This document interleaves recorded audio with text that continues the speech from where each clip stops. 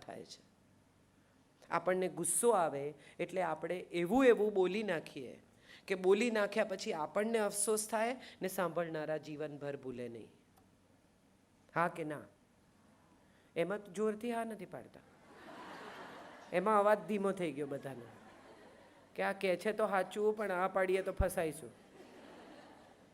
મારે એ કહેવું છે કે તમે વિચારો તો તમને સમજાય કે જ્યાં ખરેખર બોલવાનું છે, બાજુવાળાને ત્યાં એની વહુ પર અત્યાચાર કરતા હોય, સરખું ખાવાનું ના આપતા હોય, એની દીકરીને આગળ ભણાવવાની ના પાડતા હોય, ત્યારે કેટલી સ્ત્રીઓ ઊભી થઈને બાજુમાં કહેવા જાય છે કે આ તમે ખોટું કરો છો. કોઈ આપણે શું, આપણાથી એને ના કહેવાય, એ જે કરે એની છોકરી છે, આપણે કેવી રીતે કહીએ? સારું ના લાગે. પણ જો એની છોકરી વહેલી મોડી આવતી હોય, એની છોકરીને જો એકાદ બોયફ્રેન્ડ હોય, તો આપણે તરત કહેવા જઈએ. એમાં આપણો રસ કે ભાઈ મેં 2-4 વાર એને જોઈ છે મહેસાણા હાઈવે પર. જે ખરેખર કહેવાનું છે, જ્યાં ખરેખર સ્ત્રીઓએ એકત્રિત થવાનું છે, જ્યાં સ્ત્રીઓએ ખરેખર એકબીજાની સાથે ઊભા રહેવાનું છે, એ તો આપણે કરતા જ નથી. અને જ્યાં આપણે એકબીજાને નુકસાન નથી કરવાનું, બલકે ઘરમાં સ્ત્રીઓએ એક થઈને રહેવાનું છે, ત્યાં આપણે મેક્સિમમ નુકસાન કરીએ છીએ. કેટલા લોકો પાસે મોબાઈલ છે? બધા પાસે. Very good. હવે તમે એક મોબાઈલ ખરીદ્યો હોય અને તમે નવો લો, સારો, વધારે સ્માર્ટફોન, અપગ્રેડેડ ફોન, તો તમને દુકાનવાળો શું કહે કે આ ફોનમાંથી આ ફોનમાં ડેટા ટ્રાન્સફર થાય ને ત્યાં સુધી એને વચ્ચે અડતા, હા કે ના કે ને, કે વચ્ચે બટન દબાવશો તો ફોન હેંગ થઈ જશે, પછી મારી પાસે આવતા નહીં, પછી રિપેરિંગ જોઈશે, બધું આખું ફોર્મેટ કરવું પડશે. બરાબર? આપણી વહુ જે 24 વર્ષનો 25 વર્ષનો ડેટા લઈને આવે, એને આપણે આપણા ઘરમાં ટ્રાન્સફર થાય એટલી રાહ જોઈએ કે વચ્ચે બટન દબાવીને હેંગ કરી દઈએ?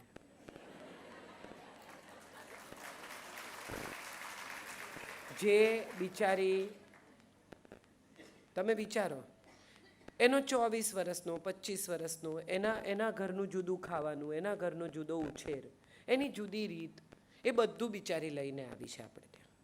હજી આવી ત્યાં તો ચાલુ થઈ ગયું, અમારે ત્યાં આખું સૂકા મરચાંનો વઘાર નહીં કરવાનો, અમારે ત્યાં આમ નહીં કરવાનું, આમાં કોઈ હિંગ નાખે? તારી માએ નથી શીખવ્યું?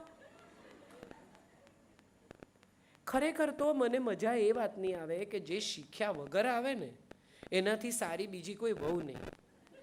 કેમ હું તમને કહું, આ મારો પોતાનો દાખલો છે. એનો સારામાં સારો વસ્તુ એ છે કે તમારે પાર્ટીમાંથી કંઈ ભૂસવાનું જ નથી, કોરી પાર્ટીમાં જ લખવાનું છે, એટલે તમે જે લખો એ સાચું. હું પરણી ત્યારે મને સેન્ડવિચ બનાવતા આવડતી હતી, ઈંડા બાફતા આવડતા હતા, મેગી તો અમારા જમાનામાં હતી નહીં, એટલે પૌવા બનાવતા આવડતા હતા, અને એવી 4-5 વર્ષ ખીચડી મૂકતા આવડે. કારણ કે હું તો હોસ્ટેલમાં રહી, આખી જિંદગી હોસ્ટેલમાં ભણી, એકની એક દીકરી, મારે ભાઈ બહેન નહીં, એટલે મને તો રાંધવાનો વારો ઘરે આવે જ નહીં. પછી પરણી તો મારું સાસરું તો બારોટ છે, એટલે અમારે ત્યાં તો એમ કે ને કે 15-20 ખાલી ઘરના જમવાના છે તોય 30-35 માણસ થઈ જાય. કોઈ નથી, ખાલી ઘરના જ છે એમ કે તોય 25-30 માણસ તો આરામથી હોય એમ. પણ મજાની વાત એ છે કે આ મારા લગ્નને હમણાં 22મી જૂને 25 વર્ષ પૂરા થયા. મારા સાસુએ મને એક દિવસ પણ એવું નથી કહ્યું કે તારી માએ તને શીખવ્યું નથી. મજાની વાત એ છે કે એમણે મને ધીમે ધીમે બધું શીખવ્યું.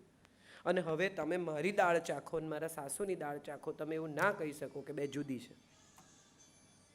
એનું કારણ શું? ધીરજ, પ્રેમ. જો ખરેખર માં એવું ઈચ્છતી હોય કે મારો દીકરો સારું ખાય, બધી મમ્મીઓ એવું કે કોણ જાણે રાંધતી જ નથી બરાબર, મારા છોકરોનું પેટ ભૂખ્યું રહે. હા, તો બેસાડો, શીખવાડો.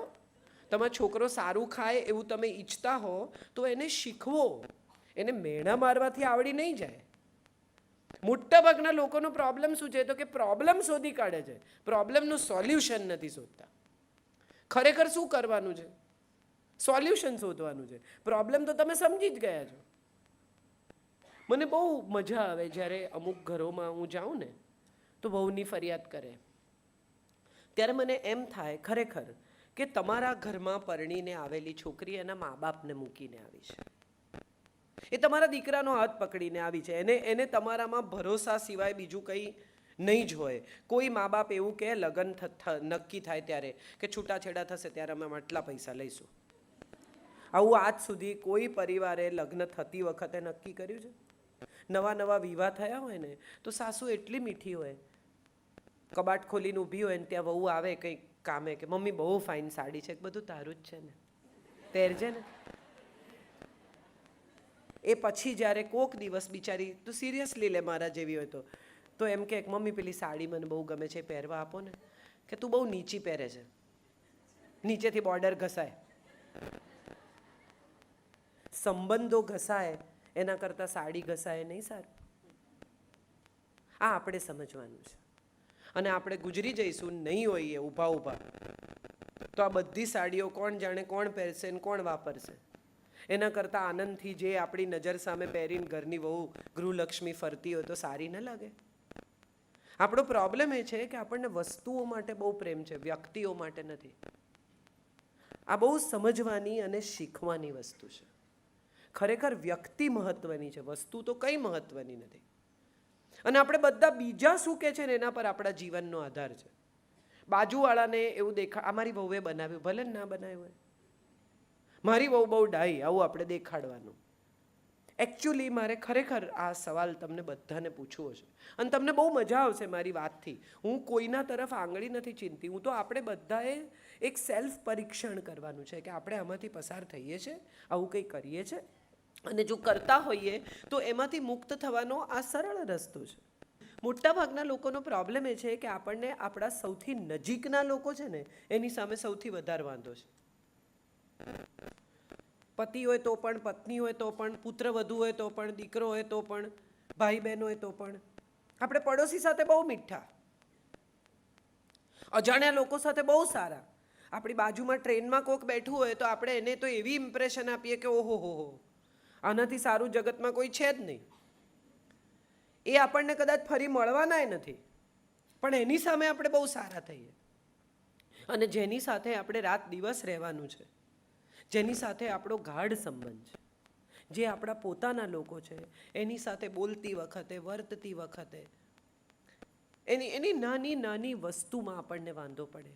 ખરેખર ઊંધું હોવું જોઈએ કે બહારના લોકો સાથે તમે સારા થાવ ને થાવ શું ફરક પડે? પોતાના સાથે સૌથી સારા થવું જોઈએ. હું કેટલી બધી સ્ત્રીઓને એવું કહેતા સાંભળું છું કે મને તો આમ ને મને તો તેમ ને, એ તો સવારે ઉઠીને જતા રહે ને એમને તો મજા ને, એમણે શું જોવાનું, આ તો બધું આપણે ઘરમાં વૈતરું કરવાનું. તમને તમારા પોતાના ઘરનું કામ જે દિવસે વૈતરું લાગે ને એ દિવસે એવું નક્કી છે કે તમે એને તમારું ઘર નથી સમજતા. તમારા પરિવારને જમાડવાનો, તમારા બાળકોના કપડાં ઘડી કરવાના, તમારા સંતાનોને સરસ રીતે ટિફિન ભરી આપવાનું, એમને ભાવતું રાંધવાનું, આ બધું જો તમે કરતા હો ને તમને વૈતરું લાગતું હોય તો મને તો એવું લાગે કે તમે હજી સુધી આટલા વર્ષોમાં એને પોતાનું ઘર જ નથી સમજ્યા. પોતાના ઘરનું કામ કોઈને વૈતરું લાગે? વૈતરું શબ્દ આજ પછી કોઈ દિવસ વાપરતા નહીં. મજૂરી, વૈતરું, હું બધું કર્યા કરું, મારે જ બધું ઘસાવાનું. અરે તો તમે નહીં ઘસાવ તો કોણ ઘસાશે? આ ઘર તમારા ખભે ઊભું છે. કરોડરજ્જુ જતી રહે ને સાહેબ તો આખું શરીર ઢગલો થઈ જાય. આપણે જે ટટ્ટાર ઊભા છીએ અને આપણી કરોડરજ્જુ પર ઊભા છીએ. અને મને તો હંમેશા એવું લાગે કે સ્ત્રી દરેક પરિવારની કરોડરજ્જુ છે. એનો આખો પરિવાર એના ઉપર ટટ્ટાર ઊભો છે. મારે એ પણ કહેવું છે બહેનોને કે તમે તમારું પોતાનું ધ્યાન નહીં રાખો ને તો તમારું શરીર તમારું કયું નહીં કરે. પછી ચીડ ચડે, પછી ગુસ્સો આવે, પછી મહેનત કરવાનો કંટાળો આવે. મોટા ભાગની સ્ત્રીઓને મેં જોઈ છે કે ફ્રૂટ લાવે તો પોતે ન ખાય. સૂકો મેવો ઘરના લોકો માટે ખવાય પણ આપણે ન ખવાય. આપણે કેવું દૂધ પીવાનું, કેમ નહીં પીવાનું? કેમ સૂકો મેવો નહીં ખાવાનો? કેમ કેલ્શિયમ નહીં લેવાનું? કેમ આપણા ટેસ્ટ ટાઈમસર નહીં કરાવવાના? આજે સ્તન કેન્સરની બીમારી આખા વિશ્વમાં જે સ્પીડે ફેલાય છે, બધું બગડી જાય, શરીર ખરાબ થઈ જાય, તમે અમુક સ્થિતિમાં પહોંચી જાઓ ત્યાં સુધી પ્રતીક્ષા શું કામ કરવાની?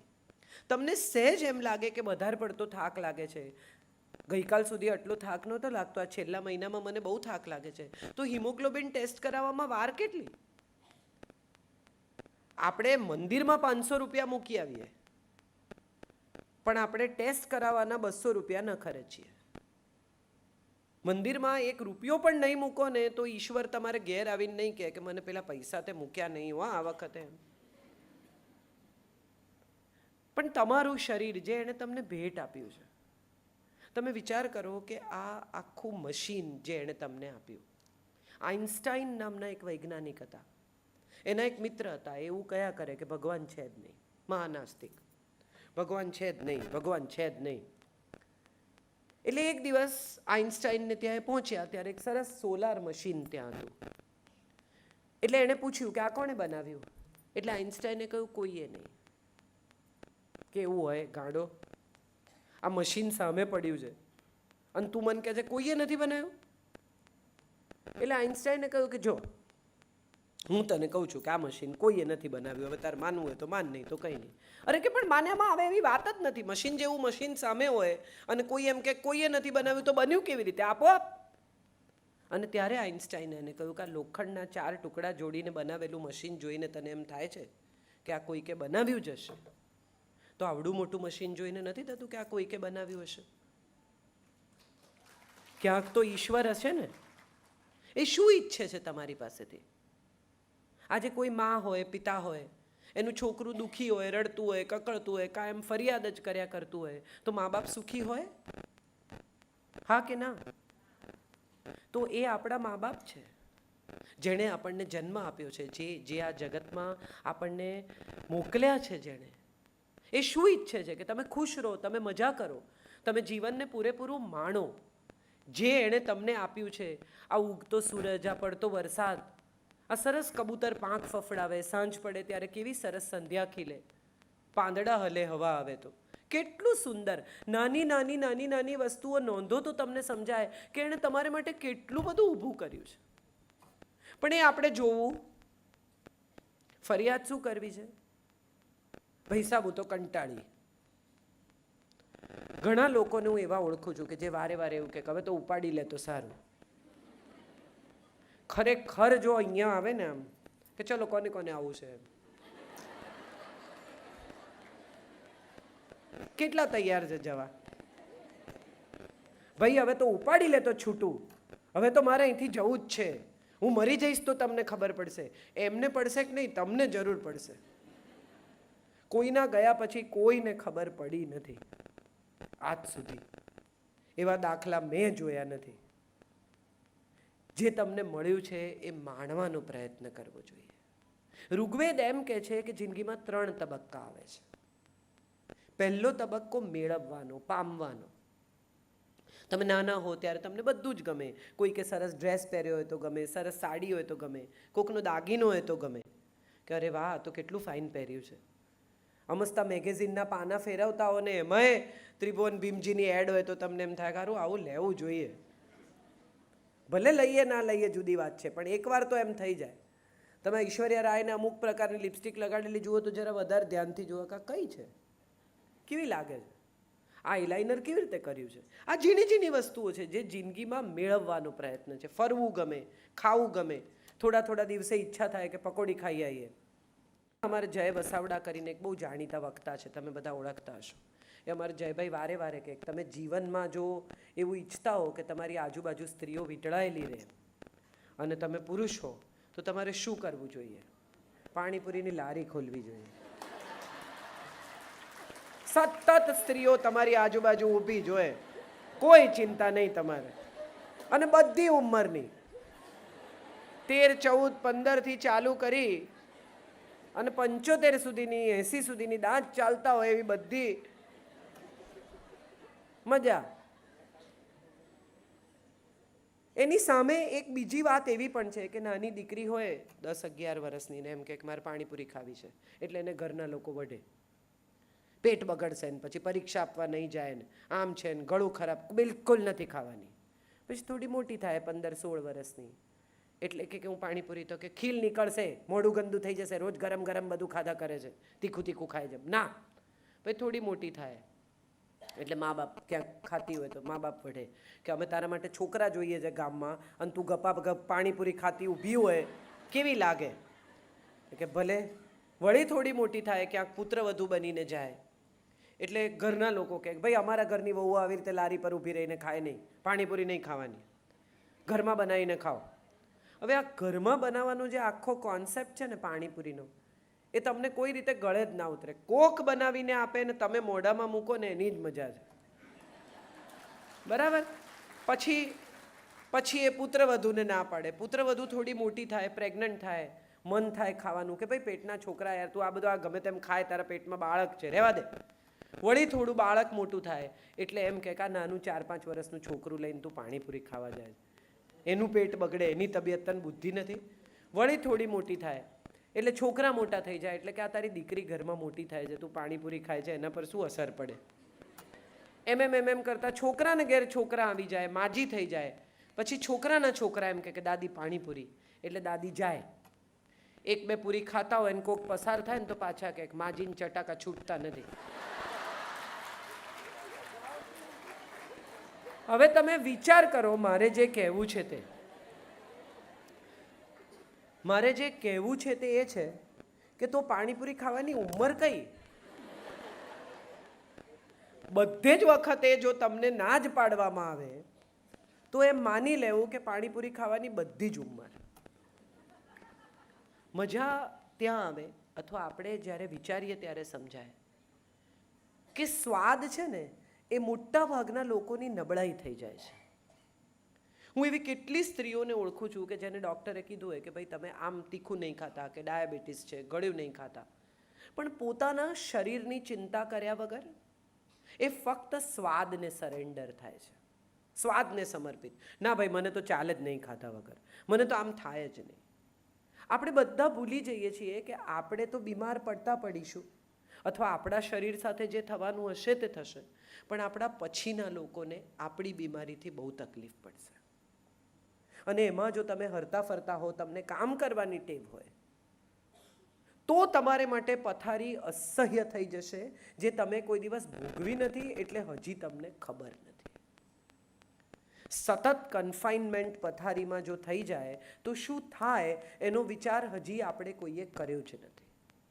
ચલાય નહીં, તમને બહુ તકલીફ પડે, ઘૂંટણ દુખે, કમર દુખે. કેમ? કારણ કે 30 વર્ષ પછી ઓસ્ટિયોપોરોસિસ નામના એક રોગની શરીરમાં શરૂઆત થાય. અને સ્ત્રીઓને વધારે હોય કારણ કે બાળકો જણે એટલે બાળકો એનું કેલ્શિયમ ખાઈને જન્મે. સ્ત્રીના શરીરમાંથી એનું બાળક કેલ્શિયમ લઈને એના પોતાના હાડકાં બનાવે. હવે આ કેલ્શિયમ દર ડિલિવરીમાં ચૂસાતું જાય. તમને જ્યારે પીરિયડ્સ આવે, માસિક ધર્મ, એમાં પણ તમારા શરીરમાંથી હિમોગ્લોબિન અને કેલ્શિયમ ઓછું થાય. એટલે તમે જ્યારે 30, 35, 40ની નજીક પહોંચો ત્યારે તમારા શરીરમાં જન્મ વખતે હોય એના કરતાં અડધું જ કેલ્શિયમ હોય, અને પછી ઘટતું જાય કારણ કે બનવાનું બંધ થઈ જાય, કેલ્શિયમનું મેકિંગ બંધ થઈ જાય. એવા સમયમાં મોટાભાગની સ્ત્રીઓ એડિશનલ કેલ્શિયમ લેતી જ નથી અને એવું કહે કે ભાઈ આપણે તો એવા નખરા નથી. આ નખરા નથી, આ શરીરની જરૂરિયાત છે. હું એવી કેટલી બધી બહેનોને ઓળખું છું કે જે સવારનું ખાવાનું સાંજે ખાય ને સાંજનું સવારે ખાય, કારણ કે પેલું સાંજનું વધ્યું હોય એ સવારે ગરમ કરીને ખાય એટલે સવારનું વધે. હવે જે સવારનું વધ્યું એ કોણ ખાય? એટલે પાછું સાંજે ગરમ કરીને ખાવાનું. જમવા બેસે ત્યારે 1 રોટલી હોય, આટલો ભાત વધ્યો એટલે ઘરના લોકોને આગ્રહ કરે લઈ લો ને. હવે આ લઈ લો એટલે ડસ્ટબિનમાં નાખવાને બદલે પેટના કચરા ડબ્બામાં નાખવાનું. અને પછી જ્યારે તકલીફ થાય ઘરના પરિવારના સભ્યોને અને એમને ખાવાનાની ના પાડવામાં આવે કે હવે તમારે ભાત ખાવાનો જ નથી, ત્યારે આપણને રિયલાઇઝ થાય શેને માટે 1 રોટલી કે આટલો ભાત કે આટલું શાક દાખલા તરીકે ઘરમાં કોઈ નથી ખાતું ને તમે ગાયને આપી દો છો, અથવા કોઈ બીજી વ્યક્તિને જે માંગવા આવે છે એને આપી દો છો, અથવા ઘરના માણસને જમાડી દો છો, તો એમાં ખોટું શું છે? બધું જે બન્યું તે ખાઈ જ જવું, એવી ગુજરાતી માનસિકતામાંથી આપણે બહાર આવવાની જરૂર છે. આટલો ભાત વધ્યો, ખાઈ જાઓ. અરે એમ હોય? આ પેટ છે, કચરાનો ડબ્બો નથી. હવે આટલું હું ક્યાં ઢાંકું? નહીં ઢાંકવાનું. કોઈ ખાનાર હોય તો એને ખવડાવી દેવાનું, ના ખાય તો એ તમે ગાયને ખવડાવી દો. પણ અગત્યનું એ છે કે આપણે બધા જ અજાણતા જ ભોજન સાથે બહુ મોટો અન્યાય કરીએ છીએ. ભોજન એ શરીરની ઊર્જા છે, તાકાત છે શરીરની, પેટ્રોલ છે શરીરનું. સારું ચોખ્ખું તાજું ખાવું એ સ્ત્રી માટે સૌથી જરૂરી છે, કારણ કે એણે ઘરનું બધું કામ કરવાનું છે. એણે આખી જિંદગી વાંકા વળી શકાય એવું પોતાનું શરીર રાખવાનું છે. હું 2 કલાક ઊભી રહીને બોલી શકું છું અને મારા ઘૂંટણ દુખતા નથી. હું 50 વર્ષ થઈ ગયા છે મને, પણ હું પલાઠી વાળીને 5 કલાક બેસી શકું અને મને ન ઘૂંટણ દુખે, ન પીઠ દુખે, ન મને એમ થાય કે મારે ઊભા થવું પડશે, ને મને ખાલી ચડે. આનું કારણ બીજું કોઈ નથી, હું મારા સ્વાસ્થ્યનો ખ્યાલ રાખું છું. આપણને બધાને એવું લાગે છે કે બીમાર પડીએ તો કોક આપણું ધ્યાન રાખે, પણ કોઈ આપણું ધ્યાન રાખે એટલા માટે બીમાર પડવાનું? એ બાને ઘેર રહે ને, અરે આવું હોય